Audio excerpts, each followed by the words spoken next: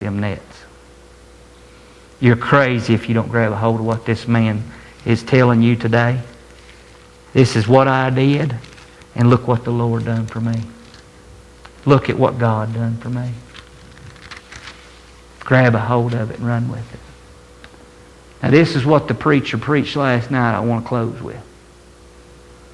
In Ephesians 6. And we've been talking about warfare, and this is why it goes with it. Verse 10 through 13 is all I'm going to read. And it talks about your weaponry and all this.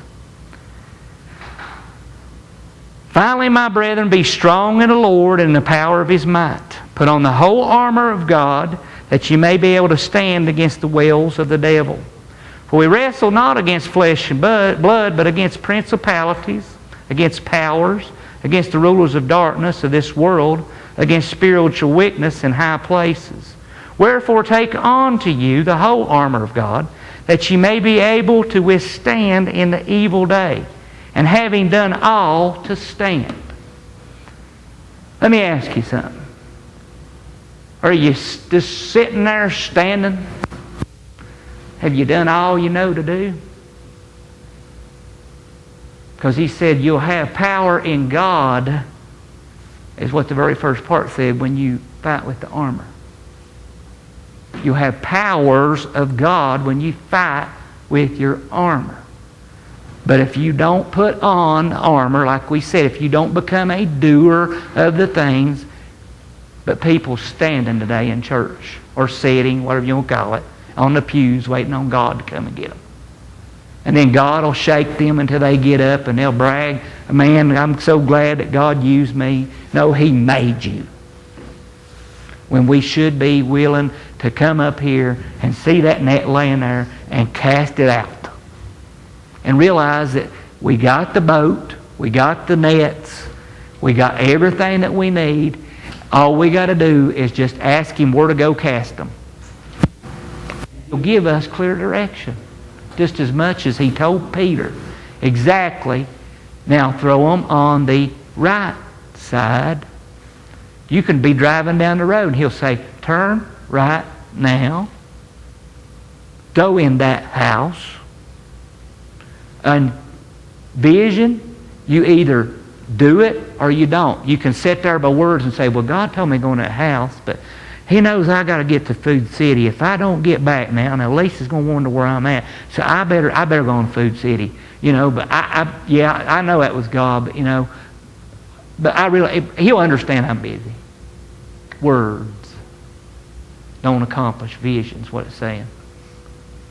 Visions accomplished by action. Now we either take God's advice and go out. 2 by 2, 4 by 4, whatever we need to do, all of us together, and start going out and helping one another. And you should be so busy that stuff gets behind in your house that you call me and say, Shane, my dishes are piled to the top and I need your help. And I'll say, okay. I'll be right down as soon as I can. And I'll be up to my elbows in soap and washing and dry and put them away if I have to. I'll help you any way I can.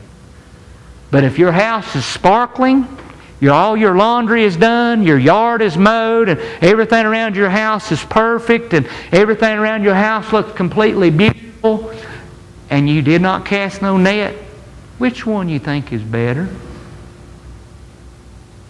Or if you're the lazy person that lays around, your dishes stack up, and your yard's growed up, and you don't get nothing done, but you still don't cast no nets, which one is better?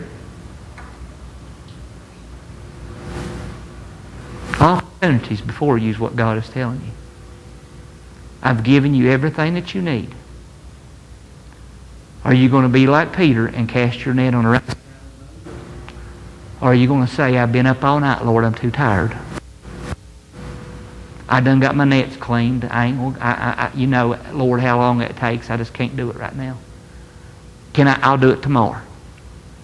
And timing with God is when it's most important. It's absolutely of the utmost important. He knows exactly when. If you miss the timing with God, you'll miss a chance. You'll miss an opportunity.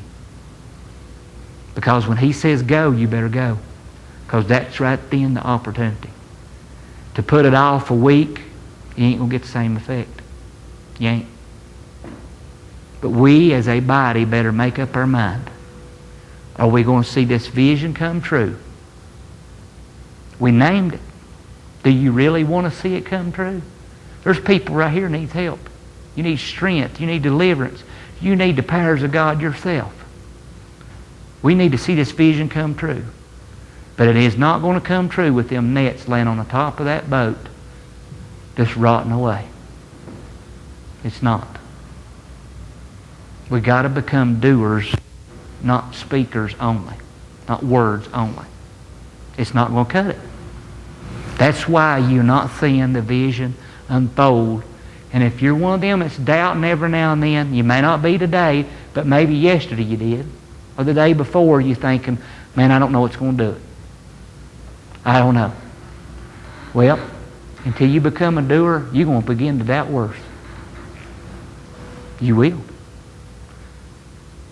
And I'll ask Brian and I'm going to ask John if I can use some money, if you need some gas money to help you go do it. Because I'm going to trust you that you're not going to use it to run around town to go grocery store. You're going to do it to go out 2x2. Or if we ain't got time to mow, we'll hire somebody to mow everybody's yard and we'll all go out together if that's what it takes. Somebody do our dishes if that's what it takes. But no more excuses. Period. We ain't got a lot of money. I mean, I get $40,000 or so, I guess. I mean, it's not a tremendous amount. But I do quite a few dishes. Quite a few yards. And how better to build your money than grow your church? Now it's your turn. What do you got to say about what God has got to say tonight? Do you believe God or do you not? Are you being a doer or are you waiting on God to do it?